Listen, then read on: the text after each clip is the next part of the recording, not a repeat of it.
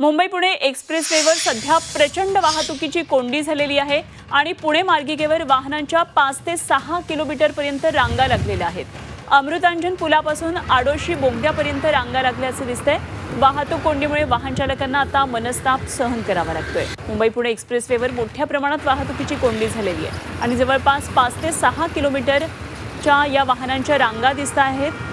आज सकाळपासूनच पुणे लेनवर प्रचंड मोठी अशी वाहतुकीची कोंडी आहे आणि ही वाहतूक कोंडी फोडण्यामध्ये महामार्ग पोलिसांना अपयश आल्याचं एकंदरीत सध्या तरी चित्र दिसतंय।